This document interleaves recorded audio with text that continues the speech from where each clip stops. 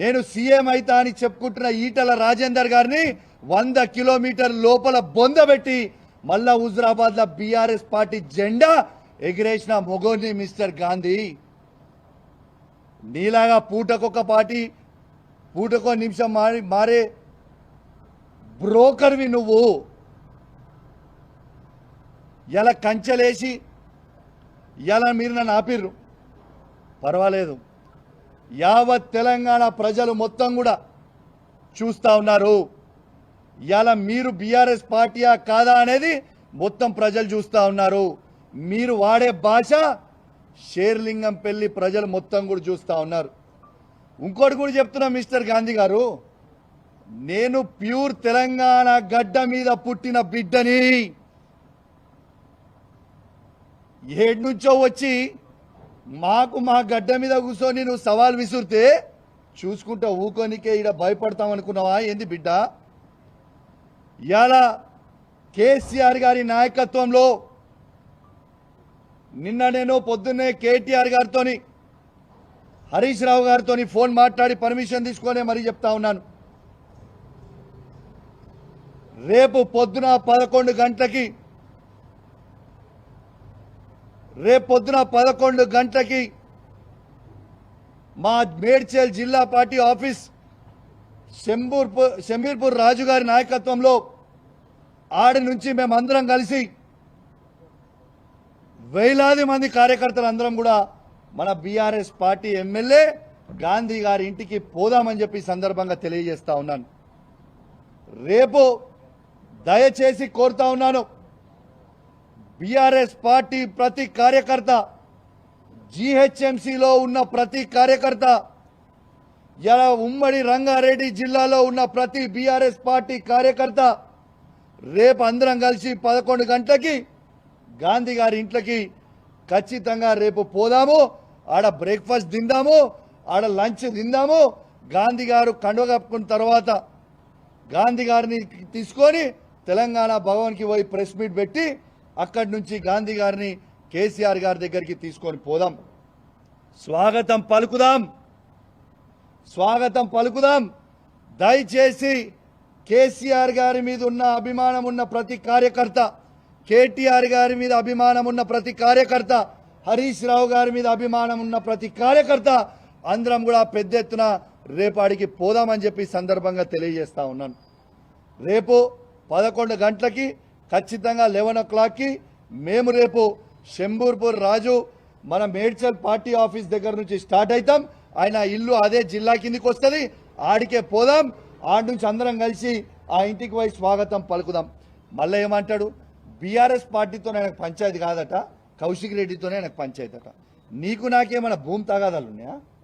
నీకు నాకేమైనా అన్నదమ్ముల పంచాయతీలు ఉన్నాయా? ఎస్, నేను అడిగింది ఏంది, నువ్వు చెప్పే జవాబు ఏంటిది, నువ్వు మాట్లాడేది ఏంటిది? నిర్సిగ్గుగా నిర్లజ్జగా నువ్వు మాట్లాడే మాటలు యావత్ తెలంగాణ ప్రజలు మొత్తం కూడా వింటా ఉన్నారు. అసలు నువ్వు బీఆర్ఎస్ బీఫామ్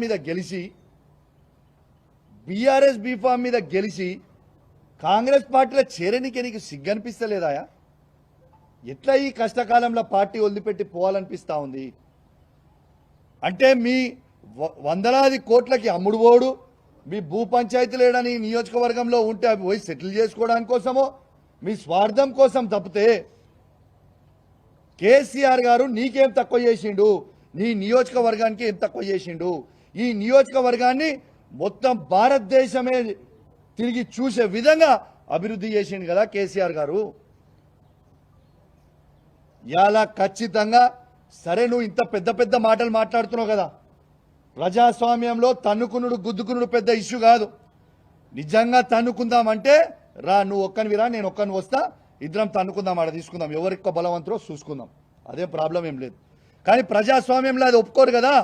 నీకు దమ్ము ఉంటే, నువ్వు మొగోనివే అయితే, నీకు చీమురు నెత్తురు ఉంటేనే నీ ఎమ్మెల్యే పదవికి రాజీనామా చేసి మళ్ళీ బై ఎలక్షన్కి రా, వచ్చి గెలిచి చూపి నువ్వు దమ్ము నోనాలి, అప్పుడు ఒప్పుకుంటాను. రిజైన్ చేయి, నీకు దమ్ముంటే నువ్వు రిజైన్ చేయి అంటున్నా నేను. నీకు దమ్ముంటే నువ్వు రిజైన్ చెయ్యి. Come will go for election, ఆడ చూసుకుందాం. అది నిజమైన ప్రజాస్వామ్యం కదా. నీ దమ్మేందో మా కేసీఆర్ నాయకత్వంలో మా దమ్మేందో మేము చూపిస్తాం. You please resign. Straight answer. నువ్వేదో తిట్టి డైవర్ట్ చేసి ఈ టాపిక్ ఏదో చేద్దామన్నా ఐ వాంట్ స్ట్రేట్ ఆన్సర్. నువ్వు బీఆర్ఎస్ పార్టీ ఎమ్మెల్యే అయితే మీరు రాండి, స్ట్రేట్గా టీఆర్ఎస్ భవన్కి పోదాము, తెలంగాణ భవన్కి పోదాము, ప్రెస్ మీట్ పెడదాము, అక్కడి నుంచి కేసీఆర్ గారి దగ్గరికి పోదాము. లేదు అంటే నువ్వు కాంగ్రెస్ పోయినవా నువ్వు అనుకుంటే చక్కగా రిజైన్ చేయి, ఎలక్షన్కి పోదాం, నీ దమ్మేందో మా దమ్మేందో చూసుకుందాం. రేపు మాత్రం ఖచ్చితంగా ఇవాళ పోలీస్ నిర్బంధంలో నన్ను ఆపినో, నన్నే కాదు మీడియా వాళ్ళని కూడా లోపల రానియలే, చాలాసేపు మీడియా వాళ్ళని కూడా లోపల రానియలే మీరు. ఇవాళ ఖచ్చితంగా రేపు 11 గంటలకి మేము ఆడి నుంచి బయలుదేరుతాం. ఖచ్చితంగా మీకు చెప్తా ఉన్నాం, గాంధీ గారి ఇంటికి పోతాం. గొడవకు కాదు మేము పోయేది. ఆయన మా బీఆర్ఎస్ పార్టీ ఎమ్మెల్యే అంటుండు కాబట్టి మా షేర్లింగంపల్లి కాన్స్టిట్యున్సీలో ఉన్న బీఆర్ఎస్ కార్యకర్తలు, మా ఉమ్మడి రంగారెడ్డి జిల్లాలో ఉన్న బీఆర్ఎస్ కార్యకర్తలు, జిహెచ్ఎంసీలో ఉన్న బీఆర్ఎస్ కార్యకర్తలు అందరం కూడా ఆడ మీటింగ్ పెట్టుకోవడానికి పోతున్నాం. ఆయనకు స్వాగతం పలికి తెలంగాణ భవన్కి తీసుకొచ్చి మళ్ళా కేసీఆర్ గారి దగ్గరికి తీసుకుపోతామని చెప్పి సందర్భంగా తెలియజేస్తా ఉన్నాను. నువ్వు మాట్లాడిన మాటలకి నేను నీకంటే రెట్టింపు మాట్లాడగలుగుతా, కానీ నీ విజ్ఞతకే ఇచ్చిపెట్టిన నీ యావత్ షేర్లింగంపల్లి ప్రజలందరూ కూడా చూసిర్రు.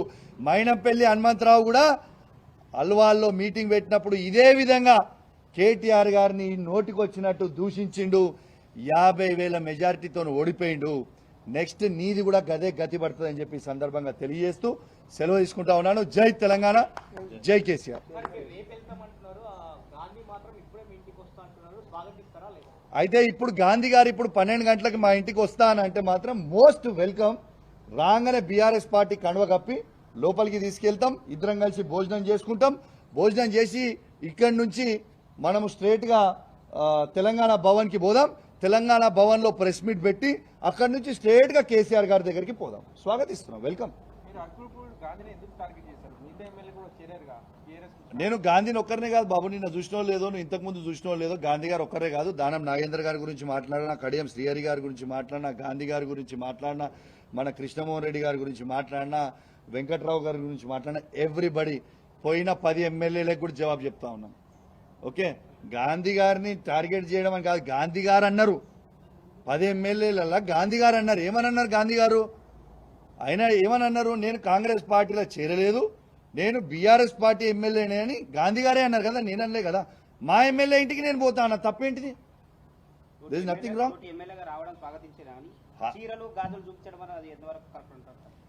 ఈ సంస్కారం నేను నేర్పలే. ఈ సంస్కారం ఈ రాష్ట్ర ముఖ్యమంత్రి అయిన రేవంత్ రెడ్డి గారు నేర్పిర్రు. అదే కరెక్ట్ అని నేను అనుకున్నా. రేవంత్ రెడ్డి గారు కూడా మా కేటీఆర్ గారు అన్నారు కదా, చీరలు కట్టుకొని గాజులు వేసుకొని ఆడ బస్సు ఎక్కువ అని అన్నది రేవంత్ రెడ్డి గారు కాదా? మరి రేవంత్ రెడ్డి గారే మాట్లాడుతున్నప్పుడు, ఈ రాష్ట్ర ముఖ్యమంత్రి కాన్స్టిట్యూషన్ హెడ్ అన్నప్పుడు, గవర్నర్ తర్వాత తనే కాబట్టి తను మాట్లాడినప్పుడు అదే కరెక్ట్ అన్నా కనిపించింది. ఆయన నేర్పించిన సంస్కారం ఇది, నేను నేర్చిన సంస్కారం కాదు. దిస్ ఇస్ రేవంత్ రెడ్డి గారు నేర్పించిన సంస్కారం. కౌశిక్ రెడ్డి ఒక బ్రోకరు కాంగ్రెస్ పార్టీ నుంచి 10 మంది ఎమ్మెల్యేలు తీసుకొస్తా అన్నాడు. పట్ల జరిగినప్పుడు ఢిల్లీలో ఉండి బాత్రూమ్ నుంచి ఫోన్ మాట్లాడడానికి ఏం జరిగింది ఏంటనేది అసలు ఎంత పాగలగాడంటే గాంధీ, అసలు ఆయన 3 సార్లు ఎమ్మెల్యే ఎట్లా గెలిచిండో, ఈ షేర్లింగంపల్లి ప్రజలు ఆయనకి ఎట్లా ఓట్లు వేసిరో నాకు అర్థమైతలేదు. ఎందుకంటే అసలు నేను టీఆర్ఎస్ పార్టీలో చేరిన నాడు గాంధీ గారికి తెలియంది ఏంటంటే కాంగ్రెస్ పార్టీలో ఉన్నదే 5 ఎమ్మెల్యేలు. నేను 10 మంది ఎమ్మెల్యేలను ఎట్లా తీసుకొని వస్తా? కాంగ్రెస్ పార్టీలో ఉన్నదే 5 ఎమ్మెల్యేలు కదా అన్నాడు. నేను 10 మంది ఎమ్మెల్యేలను ఎట్లా తీసుకొని వస్తా? నంబర్ 1 ఆయనకి హిస్టరీ తెలియదు కావచ్చు. పోయి నీ రేవంత్ రెడ్డిని అడుగు. కౌశిక్ రెడ్డి రేవంత్ రెడ్డికి ఏం సాయం చేసిండు అనేది నీ రేవంత్ రెడ్డిని అడుగు, చెప్తాడు. నీ రేవంత్ రెడ్డి పిసిసి ప్రెసిడెంట్ ఎట్లయిండో నీ రేవంత్ రెడ్డిని అడుగు, ఒక్కసారి చెప్తాడు.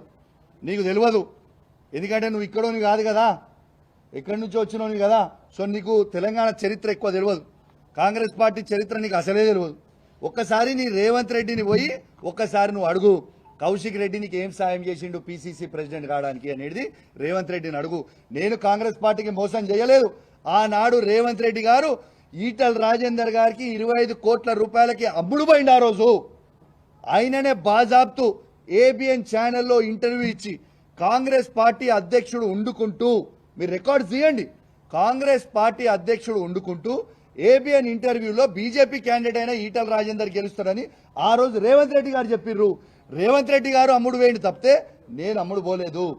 నువ్వు రేవంత్ రెడ్డి గారు మోసం చేసిర్రు. రెండోది, ఇలా బీఆర్ఎస్ పార్టీ బీఫామ్ మీద గెలిచి పార్టీకి అండగున్న కౌశిక్ రెడ్డి గొప్పోడా, బీఆర్ఎస్ పార్టీ బీఫామ్ మీద గెలిచి పార్టీలు మారిన గాంధీ గొప్పోడా? ఒక్కసారి ఆలోచన చేయండి. ఇలా బ్రోకర్ ఎవరు?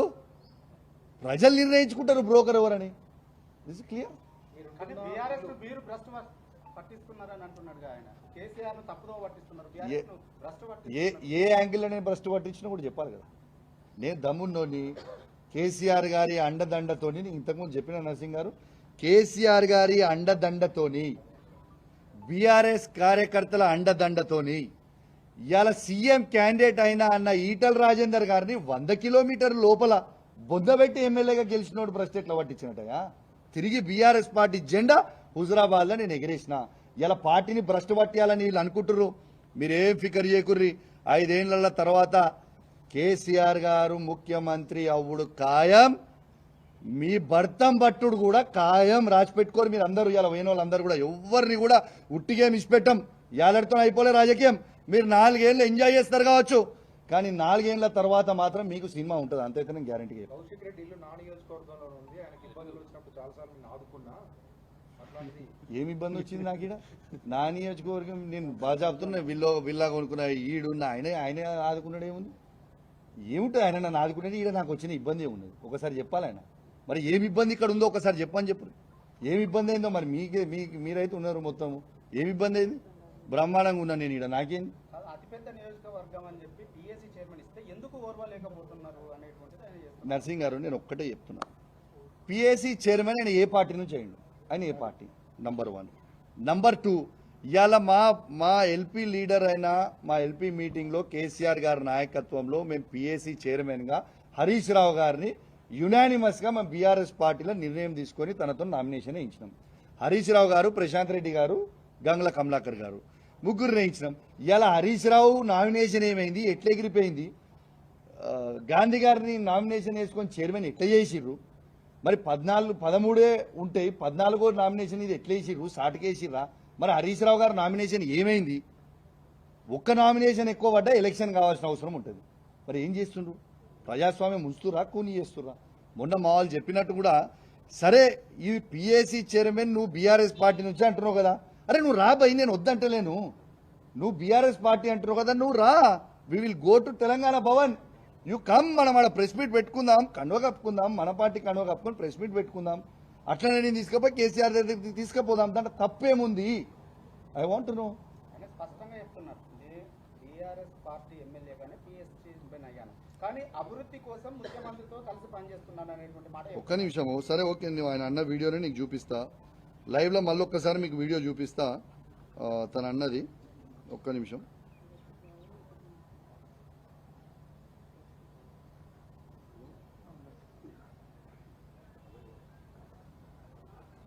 ఇవాడి గాంధీ గారు అన్న వీడియో ఒకసారి సీనియర్ నాయకులు చాలా మంది మిత్రులు, శ్రేయభిలాషులు అందరికీ కూడా నిన్న ఫోన్ చేయటం, వారి అనుమతి తీసుకొని వారందరి సమక్షంలో వాళ్ళ కలిసి కాంగ్రెస్ పార్టీలో చేరడం జరిగింది.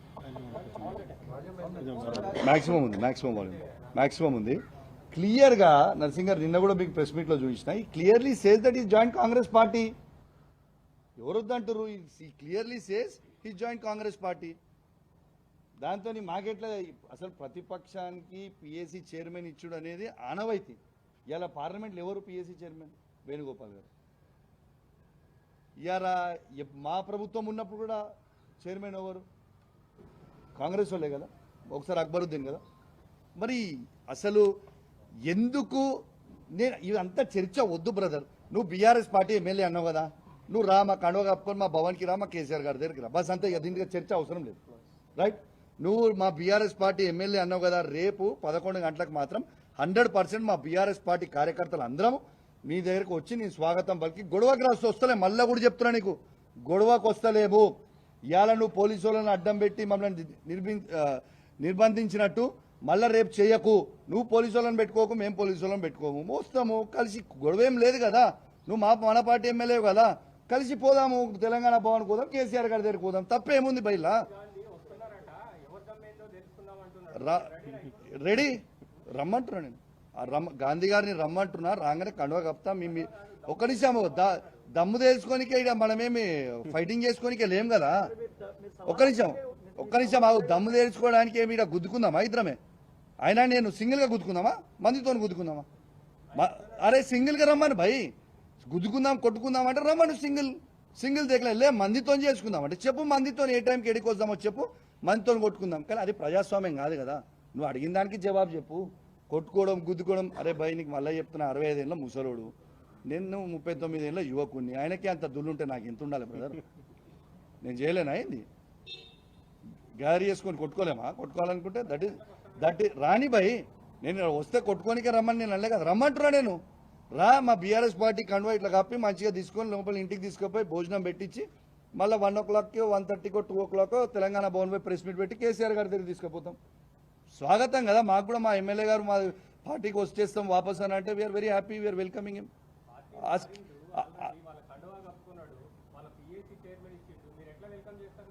అరే ఆయన నేను మారలేను, ఆయనే చెప్తుండు కదా, నేను మారలే అని నేనేం చెప్తలేను, ఆయనే చెప్తుండు. వస్తా అంటే మేము వెల్కమ్ చేస్తాం, మాకేముంది. ఆయనే అంటుండే నేను బీఆర్ఎస్ పార్టీ ఎమ్మెల్యే అని. Thank you very much.